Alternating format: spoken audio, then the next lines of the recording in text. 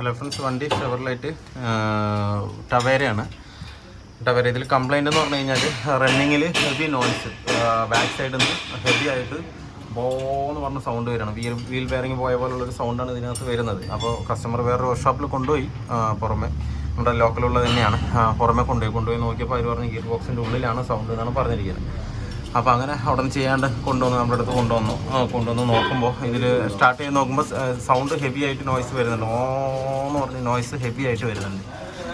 വല്ല എന്താ പറയുക, ബെയറിങ് അറിയുന്ന സൗണ്ടാണ് കിട്ടുന്നത്. പക്ഷെ അത് ഗിയർ ബോക്സ് സൈഡിലല്ല സൗണ്ട്. നമ്മളിപ്പോൾ പോപ്പുലർ ഷാഫ്റ്റ് അഴിച്ചു വെച്ചതിന് ശേഷം നമുക്കിവിടെ ഡ്രൈവ് ചെയ്ത് നോക്കുമ്പോൾ നോർമലാണ് സൗണ്ട്, വേറെ സൗണ്ടൊന്നുമില്ല. പക്ഷേ എങ്കിൽ ക്രൗണ്ട് അവിടെ നിന്ന് ഹെവി ആയിട്ട് സൗണ്ട് വരുന്നുണ്ട്. ഇതന്നെ ഇപ്പോൾ നിങ്ങൾക്ക് കേൾക്കില്ല, കൈ വെച്ചാലേ കറക്റ്റായിട്ട് അറിയാൻ പറ്റുള്ളൂ. ഇത് നമ്മൾ തിരിക്കുമ്പോൾ ഉണ്ടോ വിട്ടിട്ടാണ് പിടിക്കുന്നത്, സ്റ്റക്കായി ഉണ്ടോ, ഇങ്ങനെയാണ് പിടിക്കുന്നത്. അത് വെച്ചാൽ ബെയറിങ് ടൈറ്റ് ചെയ്യാതെ ഉണ്ടോ, വിട്ടിട്ടാണ് ഇത് പിടിക്കുന്നത്. പക്ഷേ ക്രൗൺ ബെയറിങ് പോയിരിക്കുകയാണ്, അതാണ് കംപ്ലൈൻറ്റ് ഇതിൻ്റെ.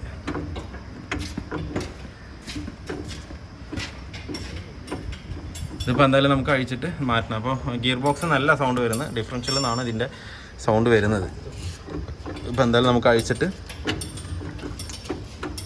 ഇതിൻ്റെ ബെയറിങ് എന്താ കംപ്ലൈൻറ്റ് നോക്കിയിട്ട് ക്രൗൺ ബെയറിങ് മാറ്റാം. നമ്മൾ ടവേരയുടെ wheel bearing differential bearing complete ആയിട്ട് സെറ്റ് ചെയ്തിട്ട് വന്നിട്ടുണ്ട്. അപ്പോൾ മാറ്റിയെന്ന് പറഞ്ഞു കഴിഞ്ഞാൽ ഈ സൈഡിലും ക്രൗണിൻ്റെ 2 ബെയറിങ് മാറ്റിയിട്ടുണ്ട്, പിനിയൻ്റെ ബെയറിങ് മാറ്റിയിട്ടുണ്ട്. പിനിയനിൽ 2 ബെയറിങ് വരും, ആ 2 ബെയറിങ്ങും അതിനകത്ത് മാറ്റിയിട്ടുണ്ട്. ഇനിയിപ്പോൾ ഇത് മൊത്തം വാഷ് ചെയ്ത് ക്ലീൻ ചെയ്തിട്ട് വേണം നമുക്ക് പുതിയ ഓയിലിട്ട്. എന്താ വെച്ച് കഴിഞ്ഞാൽ അതിനുള്ളിൽ മൊത്തം അഴുക്കിൻ്റെ ഒരു അംശം നല്ലോണം ഉണ്ട്. അപ്പോൾ അത് മൊത്തം ക്ലീൻ ചെയ്തിട്ട് വേണം ഇനി നമുക്ക് ബെയറിങ് സെറ്റ് ചെയ്യാനായിട്ട്. നമ്മൾ ക്രൗണും പിനിയനും കറക്റ്റായിട്ട് ഇതിനകത്ത് സെറ്റ് ചെയ്തിട്ടുണ്ട്. അപ്പോൾ ഇതിൻ്റെ 2 സൈഡ് ഷിമ്മ് വരും, അത് നമ്മൾ കറക്റ്റായിട്ട് നോക്കിയിട്ട് വേണം സെറ്റ് ചെയ്യാൻ. ഇല്ലാന്നുണ്ടെന്നുണ്ടെങ്കിൽ ഈ ഗ്യാപ്പ് നമുക്ക് കറക്റ്റായിട്ട് കിട്ടില്ല. പ്ലേ വന്നു കഴിഞ്ഞാൽ വീണ്ടും നമുക്ക് ബുദ്ധിമുട്ടാവും. അപ്പോൾ ഉള്ളിലും ബെയറിങ് ഇട്ട് അതിനുള്ളിലൊരു സ്ലീവ് വരും. ആ സ്ലീവ് ഇട്ടതിന് ശേഷം ഇവിടെ ഒരു ബെയറിങ് ഉണ്ട്. ആ ബെയറിങ് തട്ടി നമ്മൾ കറക്റ്റായിട്ട് സീറ്റിംഗ് ആയി കഴിഞ്ഞ് കഴിഞ്ഞാൽ പിന്നെ നമുക്ക് ഇതിൻ്റെ ബാക്കിൽ വരുന്ന പുള്ളി മാത്രം ഇടാനുള്ള പ്ലാൻ ചെയ്തത്. ഇതിങ്ങനെ ഇട്ടിട്ട് നമുക്ക് ടൈറ്റ് ചെയ്യാം.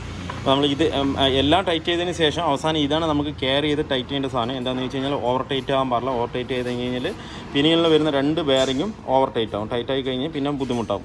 അങ്ങനെ ആവില്ല, എന്താ വെച്ചാൽ ഇടയിൽ സ്ലീവ് ഉള്ളത് കൊണ്ട് നമുക്ക് കറക്റ്റ് സ്പേസ് തന്നെ ആയിരിക്കും. അതിൻ്റെ മേലെ കൂടുതൽ സ്പേസ് ആയിട്ട് പോവില്ല. അപ്പോൾ അതുകൊണ്ട് പേടിക്കേണ്ട ആവശ്യമില്ല. എന്നാലും നമ്മൾ ടൈറ്റ് ചെയ്യുമ്പോൾ കറക്റ്റ് നോക്കിയിട്ട് ടൈറ്റ് ചെയ്താൽ മതി. അല്ലാന്നുണ്ടെന്നുണ്ടെങ്കിൽ ബെയറിങ് ടൈറ്റ് ആയി കഴിഞ്ഞാൽ പിന്നെ മൊത്തത്തിൽ ടൈറ്റ് ആവും. പെട്ടെന്ന് തന്നെ ബെയറിങ് പോകാനും സാധ്യത കൂടുതലാണ്. നമ്മളിട്ടിട്ട്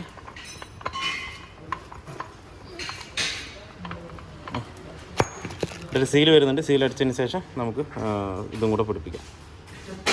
അപ്പോൾ നമ്മുടെ ടവേരയുടെ വർക്ക് ഫുള്ളി കംപ്ലീറ്റ് ആയിട്ടുണ്ട്. ഇപ്പോൾ നമ്മളിപ്പോൾ ഇതിൽ ചെയ്തതെന്ന് പറഞ്ഞു കഴിഞ്ഞാൽ കംപ്ലൈൻറ്റ് ഉണ്ടായിരുന്നത് ഹമ്മിങ് നോയ്സാണ്, ഹെവി ഹമ്മിങ് നോയ്സാണ് റിയർ സൈഡിൽ നിന്നാണ് വന്നത്. അപ്പോൾ വേറൊരു വർക്ക്ഷോപ്പിൽ പോയപ്പം അവർ ഗിയർ ബോക്സിൻ്റെ ആണെന്ന് പറഞ്ഞ് ഗിയർ ബോക്സ് ഇളക്കി നോക്കിയാലേ പറയാൻ പറ്റുള്ളൂ എന്ന് പറഞ്ഞിട്ടാണ് നമ്മുടെ അടുത്തേക്ക് വന്നത്. ഞാൻ പറഞ്ഞായിരുന്നല്ലോ. അങ്ങനെ നമ്മൾ ചെയ്തതെന്ന് പറഞ്ഞെങ്കിൽ ഡിഫറൻഷ്യൽ ബെയറിങ് അഴിച്ചു നോക്കിയിട്ട് പ്രൊപ്പലർ ഷാഫ്റ്റ് അഴിച്ചതിന് ശേഷം നമ്മൾ സെയിം ഗിയർ ഇട്ടിട്ട് ഒന്ന് സ്റ്റാർട്ട് ചെയ്ത് നോക്കി, സൗണ്ടൊന്നുമില്ല.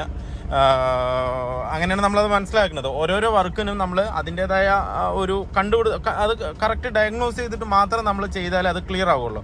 ഇതിപ്പോൾ കസ്റ്റമർ കൊണ്ടുവന്ന് ഞാൻ ഓടിച്ചു നോക്കി, അത് എന്തായാലും ഗിയർ ബോക്സിൻ്റെ എല്ലാമെന്ന് ഞാൻ പറഞ്ഞു, ഡിഫറൻഷ്യൽ സൈഡിൽ നിന്നാണ് വരുന്നത്, എന്തായാലും നോക്കിയിട്ട് പറയാമെന്നാണ് പറഞ്ഞത്.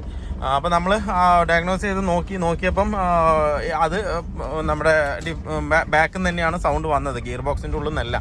അപ്പോൾ ഇതും പറഞ്ഞ് ഗിയർ ബോക്സ് ഇറക്കിയതാണെങ്കിൽ ഇപ്പോൾ മൊത്തത്തിൽ പണിയായനെ. ഇപ്പോൾ ഗിയർ ബോക്സ് ഇറക്കിയതിൻ്റെ ഇതും ആവും, ലാസ്റ്റ് ഡിഫറൻഷ്യൽ ചെയ്യും വേണം, എന്നാൽ തന്നെ സൗണ്ട് മാറുള്ളൂ. അപ്പോൾ എപ്പോഴും ഏതൊരു കാര്യമാണെങ്കിലും ശരി, പൂർണ്ണമായി ചെക്ക് ചെയ്തതിന് ശേഷം മാത്രം ആ ബ്ലേഡ് സോൾവ് ആക്കുക, എന്നാൽ മാത്രമേ അത് കറക്റ്റ് ആവുകയുള്ളൂ. ഇല്ലാന്നുണ്ടെങ്കിൽ പോക്കറ്റ് കാലിയാകുന്ന വിധം അറിയേയില്ല. ഇതിപ്പോൾ ഡിഫറൻഷ്യൽ ബെയറിങ്ങോട് കൂടി നിന്നു. ഇല്ലാന്നുണ്ടെങ്കിൽ ഗിയർ ബോക്സ് ഇളക്കി കഴിഞ്ഞ് കഴിഞ്ഞാൽ ഗിയർ ബോക്സ് ഇളക്കി എന്തായാലും 15 രൂപ ആയിരിക്കും. അതിൻ്റെ സീൽ കിറ്റ് കാര്യങ്ങൾ, പിന്നെ മറ്റേത് അത് ഇതെന്ന് പറഞ്ഞിട്ട് അഴിക്കുമ്പോൾ നമ്മൾ ഓടുന്നത് പോലെ റണ്ണിങ്ങിൽ ആകുന്നത് പോലെയല്ല, അഴിക്കുമ്പോൾ പല സാധനങ്ങളും ഡാമേജ് ആവും, പല സാധനങ്ങളും നമുക്ക് മാറ്റേണ്ടതായിട്ട് വരും. അങ്ങനെയൊക്കെ വരുമ്പോൾ നമുക്ക് നല്ലൊരു എമൗണ്ട് അതിനകത്തുനിന്ന് മാറും. അപ്പോൾ ഇതിൽ അതൊന്നും ആയിരുന്നില്ല കംപ്ലയിൻറ്റ്. ഡിഫറൻഷ്യലിലെ ക്രൗണിൻ്റെയും പിനിയൻ്റെ ബെയറിങ്ങാണ് മെയിനായിട്ട് പോയത്. പിന്നെ നമ്മൾ എല്ലാം ഇറക്കിയത് കൊണ്ട് ക്രൗണിൻ്റെ ബെയറിങ്, മറ്റേ ആക്സിലിൻ്റെ സൈഡ് വരുന്ന 2 ബെയറിംഗ് ഉണ്ട്, അത് മാറ്റി. പിനിയൻ്റെ 2 ബെയറിംഗ് ഉണ്ട്, അത് മാറ്റി. എല്ലാ ബെയറിങ്ങളും മാറ്റി സെറ്റാക്കിയിട്ടുണ്ട്. എപ്പോഴും പിനിയൻ ടൈറ്റ് ചെയ്യുമ്പോൾ, പിനിയൻ്റെ ഹബ്ബ് ടൈറ്റ് ചെയ്യുമ്പോൾ പക്ക നോക്കിയിട്ട് വേണം ടൈറ്റ് ചെയ്യാൻ. കൂടുതൽ ടൈറ്റ് ചെയ്ത് കഴിഞ്ഞാൽ ബെയറിങ് വീണ്ടും പോകാനുള്ള സാധ്യത കൂടുതലാണ്.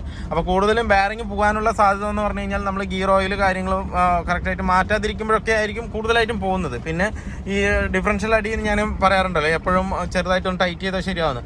ആ ടൈറ്റ് ചെയ്യുന്ന സമയത്ത് കൂടുതൽ ടൈറ്റ് ചെയ്ത് കഴിഞ്ഞാൽ ബെയറിങ് പെടാന്ന് പറഞ്ഞു പോകും. ഇന്നോവയുടെ ആണെങ്കിൽ ഏതാണെന്നുണ്ടെങ്കിൽ അത് നമുക്ക് ലൈറ്റായിട്ട് ഇരിക്കുന്നതിന് ഒരു മാത്രമേ ടൈറ്റ് ചെയ്യാൻ പറ്റുള്ളൂ. ഒരു പൊടിക്ക് ടൈറ്റ് ചെയ്താൽ തന്നെ ആ സൗണ്ട് നിൽക്കും, ബെയറിങ്ങിന് വലിയ അടി ഉണ്ടാവില്ല. അങ്ങനെ വേണം എപ്പോഴും ടൈറ്റ് ചെയ്യാനായിട്ട്. അല്ലാതെ ഫുൾ ടൈറ്റ് ചെയ്ത് കഴിഞ്ഞാലും ബെയറിങ് കംപ്ലയിൻറ്റ് വരാൻ ചാൻസ് കൂടുതലാണ്. ഇപ്പോൾ ഇതിൽ പക്കയായി നമ്മൾ ബെയറിങ്ങെല്ലാം മാറ്റി എല്ലാം സെറ്റാക്കി.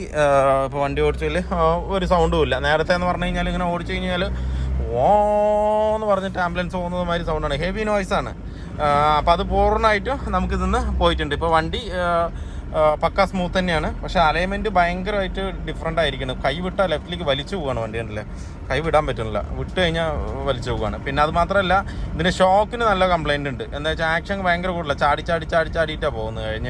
കഴിഞ്ഞ് പറഞ്ഞു കഴിഞ്ഞാൽ ഇങ്ങനെ അപ്പ് ആൻഡ് ഡൗൺ ആയിട്ടാണ് പോകുന്നത്. അപ്പോൾ ഫ്രണ്ടിൽ ഷോക്ക് ഇത്തിരി ഫോൾട്ട് ഉണ്ട്. അത് ഫുള്ള് ഔട്ടായിരിക്കും തോന്നുന്നുണ്ട് എനിക്ക്, അത്രയും ഒരു ഇതുണ്ട്.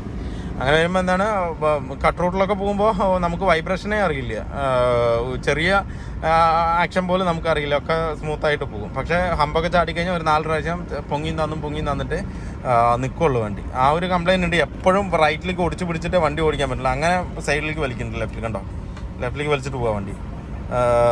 നമ്മളിങ്ങനെ കൈ പിടിച്ചിട്ട് തന്നെ ഓടിക്കണം, എന്നാലേ അത് സ്റ്റില്ലായിട്ട് പോവുള്ളൂ.